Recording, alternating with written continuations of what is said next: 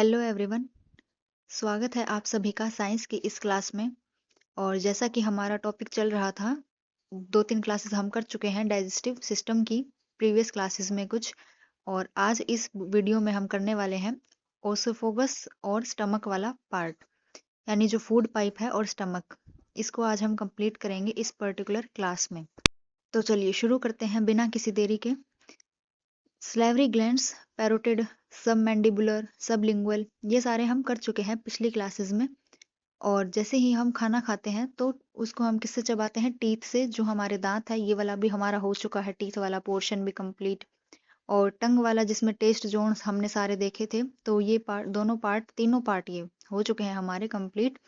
और अब क्या है, जो खाना हमने खाया है वो यहाँ से पास होता है इस पाइप से, जिसे हम कहते हैं फूड पाइप, हमारी भोजन नली। और इस फूड पाइप को ही ओसोफोगस भी कहते हैं। साइंटिफिक नेम है इसका ओसोफोगस। अब जैसे ही खाना फूड पाइप के थ्रू नीचे आता है ऐसे, फिर कहाँ जाएगा? वो स्टमक में जाएगा, यानी कि जो अमाशय है उसमें। और यही दोनों पार्ट्स हम देखने वाले हैं इस क्लास में। तो सबसे पहले देख लेते हैं ओसोफोगस क्या होता है। ग्रास नली, जिसको हम हिंदी में कहते हैं, या भोजन नली। आप सभी को पता है यह हमारे डाइजेस्टिव सिस्टम का एक बहुत ही बेहद महत्वपूर्ण हिस्सा है। क्या? भोजन नली। और क्योंकि ये क्या करती है, गले को पेट से जोड़ता है। जो भी हमने खाना खाया नीचे स्टमक तक कैसे आएगा? इसी फूड पाइप के थ्रू वो नीचे आता है। एक पैसेज का ये काम कर रही है, पास होता है यहाँ से खाना। यह मुख्य रूप से चबाए हुए भोजन तरल पदार्थों को पेट तक सुरक्षित पहुंचाने का मार्ग प्रदान करता है, ये फूड पाइप ऐसे। ओसेफोगस या ग्रास नली के बारे में ये थोड़ा सा बेसिक इंफॉर्मेशन। आगे देखो एपिग्लोटिस क्या होता है। इसको देखने से पहले हम लेंथ देख लेते हैं। 25 सेंटीमीटर के आसपास देखने को मिलती है अडल्ट्स में, या फिर 10 इंचेस। किसकी लेंथ है ये? फूड पाइप की लेंथ। याद रखना, ये क्वेश्चन PYQ है, आ भी चुका है काफी एग्जाम्स में। कितनी होती है जो ये फूड पाइप है, इसकी लेंथ 25 सेंटीमीटर। 25 सेंटीमीटर और 10 इंचेस में। इंच में भी और सेंटीमीटर में, दोनों में याद रखना ये। अब देखो एपिग्लोटिस क्या होता है। जैसे ही हम खाना खाते हैं तो खाना हमारी जो फूड पाइप से पास होगा, पर वो खाना हमारी श्वास नली में या ट्रैकिया में वहां ना फंस जाए। जैसे यहाँ क्या है, बीच में इधर एक ढक्कन होता है, ये यही एपिग्लोटिस होता है। जो भी हमने खाना खाया है वो श्वास नली में ना फंस जाए। एक ढक्कन होता है, बस ये श्वास नली के ऊपर आ जाता है, जो जीभ के ठीक पीछे होता है, और श्वास नली के ऊपर आ जाएगा। और इसे आसान भाषा में हम कहें तो गले का ट्रैफिक पुलिस भी कह सकते हैं, एपिग्लोटिस को। और ये क्या करता है? गले में खाना नहीं जाने देता। कहने का मतलब ये है गले से कि जो हमारी श्वास नली है, जिससे हम सांस लेते हैं, उसमें खाना फंस ना जाए, इस वजह से ये ढक्कन ऊपर आ जाता है श्वास नली के। तो यही, इसी को हम क्या कहते हैं? एपिग्लोटिस। और इसका एक और नाम भी आपको देखने को मिलता है, घाटी का ढक्कन। क्या कहते हैं इसको? घाटी का ढक्कन। तो ये थोड़ा सा आपको आइडिया लग गया होगा एपिग्लोटिस क्या है। अब देखो मुंह में क्या होता है, पाचन की शुरुआत हो जाती है, क्योंकि दांत और जीभ हमने देखे थे पिछली क्लासेस में, जो भोजन को चबाकर छोटे टुकड़ों में तोड़ते हैं। जीभ की वजह से हमें टेस्ट का पता चलता है, कैसा है खाने का टेस्ट। अलग अलग जोन्स होते हैं। और सलाइवा में हमने देखा था एंजाइम्स होते हैं। एमाइलेज एंजाइम हमने देखा था, जो कार्बोहाइड्रेट को पचाना शुरू कर देता है। तो ये सब हम देख चुके हैं पहले वाली क्लासेस में, इसलिए मैंने थोड़ा आपको फास्ट फास्ट बताया है। तो फूड पाइप, जो कार्बोहाइड्रेट का पाचन है वो तो हो जाता है माउथ में ही, ये आप याद रखना। और जो फूड पाइप है, जैसा कि हमने अभी ऊपर देखा था, 25 सेंटीमीटर लंबी और 10 इंच की इसकी क्या होती है? लेंथ होती है। और इसमें कोई पाचन नहीं होता, बस स्टमक तक खाना पहुंचाने का काम करती है ऐसे। अब देख लेते हैं हमारा स्टमक वाला पार्ट। अब खाना कहाँ चला जाएगा फूड पाइप के बाद? स्टमक में। यानी कि जो हमारा पेट है उसमें अमाशय भी इसको कहते हैं। अमाशय, ये थोड़ा टाइपिंग एरर है, अमाशय होएगा यहाँ पे। और अमाशय में इसकी शेप कैसी होती है? जे आकार की होती है। और ये होता कहाँ है? पेट के बाईं ओर। जैसे कि ये इस तरफ होता है इधर, तो आप सोचोगे ये राइट साइड है, बट नहीं, उस तरफ से अगर हम देखेंगे बॉडी के हिसाब से तो ये बाईं ओर है। इधर से ऐसे ही बाईं ओर होगा। और शेप कैसी होती है स्टमक की, हमारे अमाशय की? तो वो जे शेप होती है, ऐसे जे आकार का होता है, इंग्लिश के अल्फाबेट जे की तरह जैसी संरचना है। और जो भी हम खाना खाते हैं वो 3 से 4 घंटे तक हमारे पेट में रहता है, और 1 से 1.5 घंटे तक तो वो बिल्कुल एज इट इज ही पड़ा रहता है हमारे स्टमक में। फिर बाद में वो पचना शुरू होता है। और स्टमक में जो हमारी पेट की मांसपेशियां हैं, एक तरह से वो क्या करती है, अच्छी तरह से भोजन को थोड़ा दबा के, पीस के यानी मथ कर एक पेस्ट बना देती है और उसको हम काइम कहते हैं। उस संरचना को क्या कहते हैं, काइम। अब देखो स्टमक के बारे में हमने थोड़ा देखा, अमाशय के बारे में, और इसके आगे भी 3 इसके पार्ट्स में इसको बांटा गया है। कौन कौन से हैं? पहला पार्ट है दैट इज कार्डियक। कार्डिया आपको कई बुक्स में मिलेगा, या फिर कार्डियक। और दूसरा पार्ट है फंडस। क्या है? फंडस। और तीसरा जो इसका भाग है स्टमक का, वो है पाइलोरिक। तो ये 3 पार्ट्स हैं किसके? हमारे अमाशय के, स्टमक के। कार्डियक, फंडस और पाइलोरिक। तो एक एक करके हम देखेंगे स्टमक के इन पार्ट्स को। तो सबसे पहले आइए देखते हैं कार्डियक वाला। थोड़ा इमेज के थ्रू समझो। ये कार्डियक है, ये सबसे आगे यहाँ फूड पाइप जुड़ गई है आगे स्टमक से। ये वाला पार्ट थोड़ा बेंट है, ये है फंडस। और एंडिंग वाला पार्ट है पाइलोरिक, बिल्कुल लास्ट में जो स्टमक का हिस्सा है वो। तो इमेज के थ्रू आपको थोड़ी सी पोजीशन पता चल गई होगी, कौन कौन से, कार्डिया, फंडस और पाइलोरिक। अब देखो आगे देखते हैं इनके पार्ट्स के बारे में। ये एंडिंग हिस्सा है पाइलोरिक।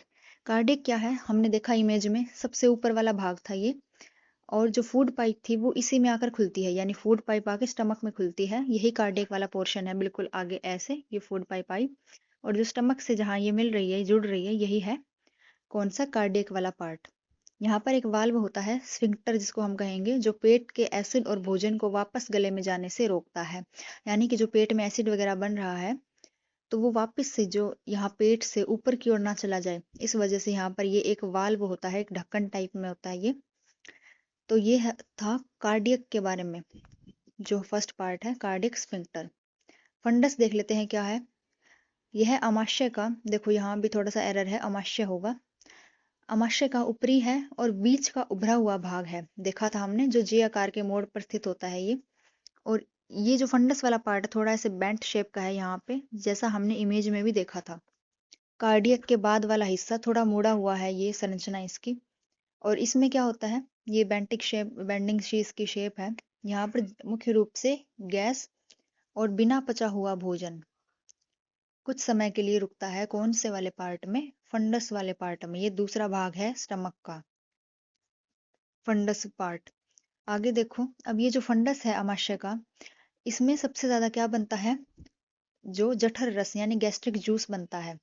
ये हम पढ़ते आए हैं कि गैस्ट्रिक जूस बनता है स्टमक में, लेकिन स्टमक के कौन से भाग में बनता है ये गैस्ट्रिक जूस, तो वो आप याद रखेंगे, फंडस में। जठर रस कहाँ बनता है? फंडस वाले पार्ट में। अब जो फंडस की दीवारें होती है, उस वहां पर विशेष ग्रंथियां होती हैं, जिन्हें हम क्या कहते हैं, फंडिक ग्लैंड्स या फिर ऑक्जेंटिक ग्लैंड्स भी कहा जाता है। तो ये था फंडस के बारे में, जो गैस्ट्रिक जूस बनाता है। आइए देखते हैं ये जो गैस्ट्रिक जूस है, इसकी कुछ खास विशेषताएं। जैसे कि इसकी पीएच वैल्यू क्या है? इसकी पीएच वैल्यू काफी कम होती है, 1.5 से लेकर 2.5 तक। स्टमक बना रहा है ये, यानी जो फंडस वाला पार्ट है वो बनाता है ये, पीएच 1.5 से 2.5। अब ये वैल्यू देख के आपको पता चल गया कि ये हाईली एसिडिक है। कैसे? कि जो हम देखते हैं कि पीएच वैल्यू हम कैसे देखते हैं, 7 पे क्या होती है, कोई चीज बिल्कुल न्यूट्रल रहती है, उदासीन प्रकृति की, और 7 से कम है तो अम्लीय प्रकृति की होती है, एसिडिक नेचर की। और 7 से ज्यादा, जितना ज्यादा आगे जाएगी तो वो क्या है, वहां बेसिक नेचर है। अब 7 से जितना ज्यादा कम होती जाएगी, उतनी ही ज्यादा हाईली एसिडिक होती जाती है। अब देखो 1.5 से लेकर 2.5 है ये, तो काफी ज्यादा स्ट्रॉन्ग एसिड हो जाएगा ये। गैस्ट्रिक जूस क्या है, एक हाईली एसिडिक नेचर है। और जो एक अडल्ट पर्सन है, एक स्वस्थ वयस्क का पेट रोजाना लगभग 2 से 3 लीटर जठर रस यानी गैस्ट्रिक जूस बनाता है। कितना बनाता है? 2 से 3 लीटर के अप्रोक्स। तो ये था गैस्ट्रिक जूस के बारे में। अब देखो जो ये हमारा फंडस वाला पार्ट है, यहाँ पे हम देखेंगे तो 3 तरह की कोशिकाएं भी बनती हैं पेट में, हमारे स्टमक में। तो कौन कौन सी 3 तरह की वो सेल्स है, इन तीनों का नाम आपने याद रखना है, क्योंकि ऑप्शन में ऐसे पूछा जा सकता है कि इनमें कौन सी नहीं है। तो म्यूकस है फर्स्ट वाली, और सेकंड इसी को ग्लोबेट सेल भी कहते हैं, ये याद रखना। दूसरी है हमारी पैराइटल कोशिका, और ऑक्जेंटिक सेल भी इसी का दूसरा नाम है। थर्ड वाली है चीफ सेल, मुख्य कोशिका या पेप्टिक कोशिका इसको कहते हैं। तो ये 3 तरह की हैं, लेकिन सभी के दो दो नाम हैं। तो ये 6 के 6 नाम आपने याद रखने हैं। Mucus, oxyntic. तो म्यूकस को सबसे पहले देख लेते हैं हम कि म्यूकस सेल ग्लोबेट सेल में क्या है। म्यूकस, ये जो म्यूकस है ये बनाता कौन है? जो ये म्यूकस सेल है वो बनाती है। ये क्या होता है, एक गाढ़ा और चिपचिपा सा होता है ये पदार्थ। अब ये क्या करेगा, जो भी स्टमक में HCl बना हुआ है, अब HCl किसने बनाया ये हम आगे देखने वाले हैं पार्ट में। तो ये जो स्टमक की आउटर लेयर है उसको प्रोटेक्ट करने का काम करता है कि जो HCl है वो उसको नुकसान ना पहुंचाए। आंतरिक परत पर एक प्रोटेक्टिव कोटिंग बनाएगा ये कौन, म्यूकस। और HCl को पेट की दीवार को जलाने या नुकसान पहुंचाने से रोकता है। यानी कि ये HCl के इफेक्ट को क्या कर रहा है, म्यूकस थोड़ा कम कर रहा है। अब देख लेते हैं पैराइटल और ऑक्जेंटिक सेल्स क्या होती है और क्या करती हैं। ये HCl बनाने का काम करती है, जिसे हम कहते हैं हाइड्रोक्लोरिक एसिड। तो हाइड्रोक्लोरिक एसिड कौन बनाएगा ये बात आप याद रखेंगे। ये स्ट्रॉन्ग एसिड है और ऑक्जेंटिक सेल्स बनाती है। ये बैक्टीरिया को मारता है कौन, HCl, और एंजाइम्स को एक्टिवेट कर देगा। तो चलो एक बार दोबारा देख लेते हैं ऑक्जेंटिक सेल के बारे में। हाइड्रोक्लोरिक एसिड बनाती है, ये याद रखेंगे आप। और HCl का pH कितना है, 1.5 से 2.5। तो ये भी क्या है, हाईली एसिडिक है, बैक्टीरिया को मारता है। और एक एंजाइम होता है जिसको हम कहते हैं टाइलिन, सलाइवरी अमाइलेज में क्या है, टाइलिन, वही है ये। उसको ये निष्क्रिय करता है और बाकी जो एंजाइम्स है उनको पाचन में मदद करेगा सक्रिय करके। तो ये HCl के बारे में था। अब क्या होता है कि जैसे हम ज़्यादा खाना खाने लग जाते हैं तो एसिड भी क्या होगा, स्टमक में ज़्यादा बनने लग जाएगा। तो अमाशय भी सोचेगा ज़्यादा एसिड बनाऊं मैं। तो अब ज़्यादा एसिड हो गया, एसिड की अमाउंट बढ़ जाएगी। तो इस वजह से हमारे पेट में क्या होती है, जलन होने लग जाती है। उसी को हम कह देते हैं एसिडिटी हो गई। क्या होता है, पेट में हमें जलन होती है। क्यों, क्योंकि एसिड का अमाउंट बढ़ चुका है, जिसे हम एसिडिटी कहते हैं। और फिर हम लेंगे इनो, 6 सेकंड में आराम मिलेगा आपको। डाइजीन भी हम लेते हैं। अब ये दोनों क्या है, ये एंटा एसिड है, प्रति अम्ल है। इसका मतलब क्या है कि जैसे ही एसिड जो बन रहा था ज्यादा, यानी कि HCl स्टमक में, फिर हमने लिया बेस। बेस के फॉर्म में हमने क्या लिया, इनो ली, या फिर डाइजीन अगर आप लोगे। तो फिर क्या होता है, हमारी जलन वगैरह मिट जाती है। क्यों, क्योंकि ये बेसिक नेचर के हैं। जब एसिड और बेस मिल जाता है तो वो न्यूट्रलाइज कर देगा, जिससे हमारी जलन क्या हो जाती है, खत्म हो जाती है। यही है न्यूट्रलाइजेशन। देखो, पेट का जो अम्ल था यानी कि HCl, और जो हमने दवा का बेस है यानी कि जो हमने इनो वगैरह ली, वो बेसिक है। तो एसिड और बेस मिलने के बाद न्यूट्रलाइज हो जाएंगे। यही न्यूट्रलाइजेशन रिएक्शन है और जलन पूरी तरह से खत्म हो जाती है। अब ये एक नीचे रिएक्शन है, देखो यहाँ पे HCl है जो हमारा स्टमक में एसिड बन रहा है, और मिल्क ऑफ मैग्नीशिया यानी कि मैग्नीशियम हाइड्रोक्साइड। तो क्या बनेगा, साल्ट बनेगा, प्लस में वाटर निकलेगा। तो यही रिएक्शन, इसी को हम कहते हैं न्यूट्रलाइजेशन रिएक्शन। एसिड होता क्या है इसमें, एसिड और उसके साथ रिएक्ट कौन करेगा, बेस। यानी दोनों की रिएक्शन से प्रोडक्ट के फॉर्म में क्या मिलता है हमें, साल्ट यानी कि लवण, प्लस में वाटर। यही है न्यूट्रलाइजेशन रिएक्शन। ये इसके प्रोडक्ट्स थे न्यूट्रलाइजेशन में। अब आगे देखते हैं चीफ सेल्स क्या होती है। हमने ऊपर देख ली थी दो सेल्स के बारे में, म्यूकस वाली देख ली हमने, और ऑक्जेंटिक और पैराइटल सेल्स भी देख ली। अब जो थर्ड वाली सेल्स है वो चीफ सेल्स है। ये क्या होती हैं, ये भी अमाशय की जो गैस्ट्रिक ग्लैंड्स है वहां पर पाई जाती है ये चीफ सेल्स। ये तीनों अमाशय की ही हैं। और जो ये चीफ सेल्स है इन्हीं को हम कहते हैं पेप्टिक वगैरह। और ये पेप्सिन, आपने सुना भी होगा, पेप्सिन और रेनिन, दो नाम है, पेप्सिन और एक और नाम क्या है, रेनिन। ये दो एंजाइम कौन बनाता है, यही चीफ सेल्स बनाने का काम करती है, पेप्सिन और रेनिन। और इन्हीं कोशिकाओं को हम कह देते हैं पेप्टिक कोशिकाएं या फिर जाइमोजेनिक सेल्स। तो ये था चीफ सेल्स के बारे में। तो आइए देखते हैं पेप्सिन और रेनिन के बारे में। पेप्सिन और रेनिन का आखिर क्या काम है। अब जो ये कोशिकाएं हैं चीफ सेल्स, ये पेप्सिन नहीं बनाती डायरेक्ट, ये बनाती है पेप्सिनोजन। ये एक क्या है, ये भी एक एंजाइम है, लेकिन ये कैसा एंजाइम है, निष्क्रिय एंजाइम है।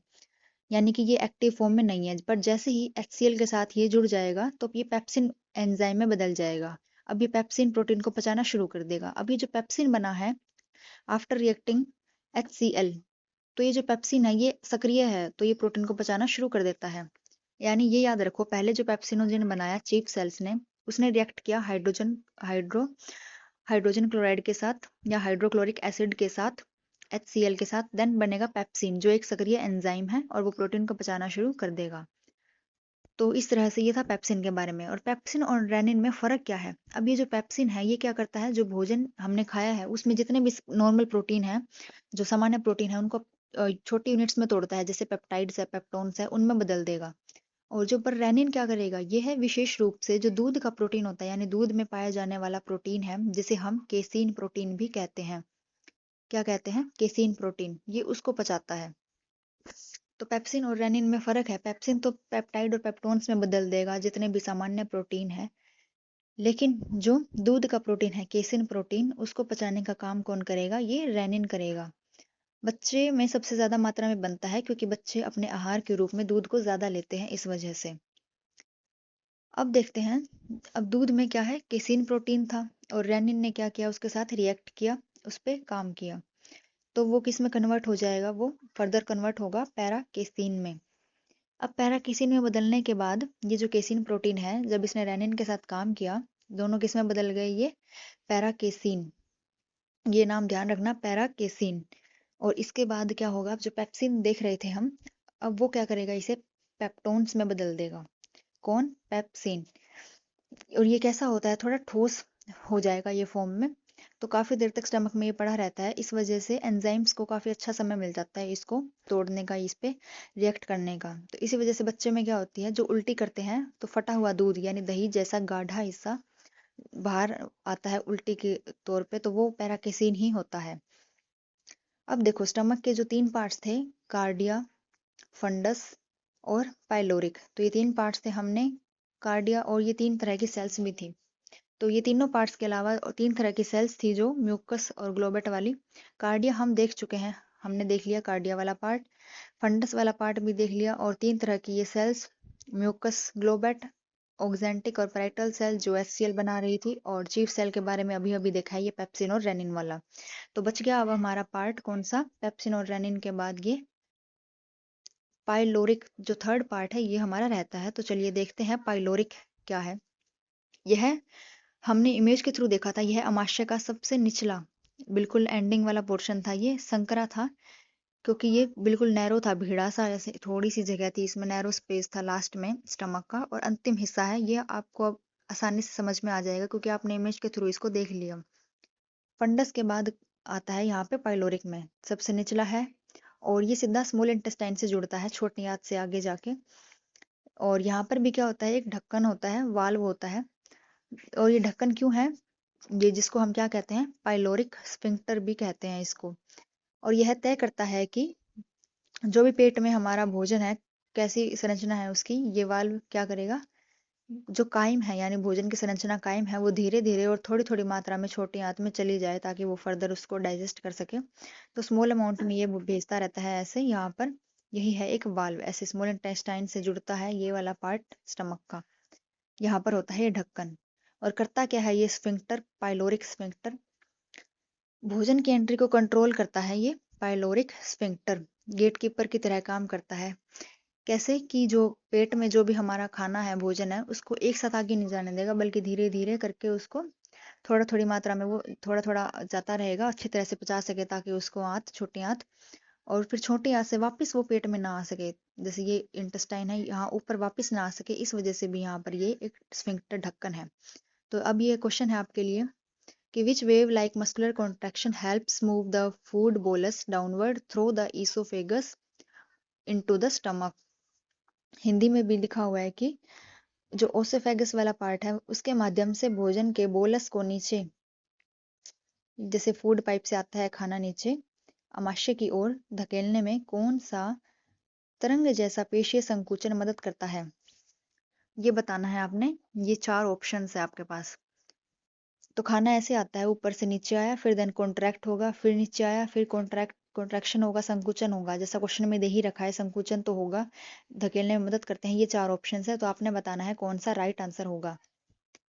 सेकंड क्वेश्चन क्या है?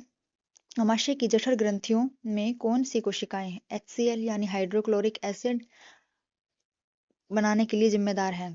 यानी कि HCl बनाने कौन सी गैस्ट्रिक ग्लैंड्स बनाती है, ये बताना है। अगर आपने क्लास अच्छे से देखी होगी तो आप तीनों के आंसर कर पाएंगे।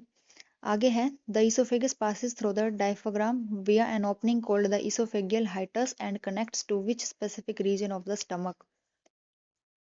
अब देखो, आपको ये लैंग्वेज पढ़ के लग रहा होगा पता नहीं क्या ही पूछ लिया, बट इसने यही पूछा है कि अमाशय के किस विशेष क्षेत्र से जुड़ती है, कौन सा वाला पार्ट? जो फूड पाइप है वो आके अमाशय के जैसे फूड पाइप कनेक्ट होती है स्टमक से, तो स्टमक के कौन से वाले हिस्से से वो जुड़ी हुई है, बस ये बताना है, पहला पार्ट बताना है स्टमक का जिससे फूड पाइप क्या है जुड़ी हुई है। यही पूछा गया है इसमें। 4 ऑप्शन है आपके पास ये वाले, तो राइट आंसर क्या होगा आप बताएंगे कमेंट में। तो 3 क्वेश्चन हैं ये, तीनों के आंसर आपने कहाँ बताने हैं, तीनों क्वेश्चन के आंसर आप करेंगे कमेंट में। और क्लास कैसी लगी ज़रूर बताना।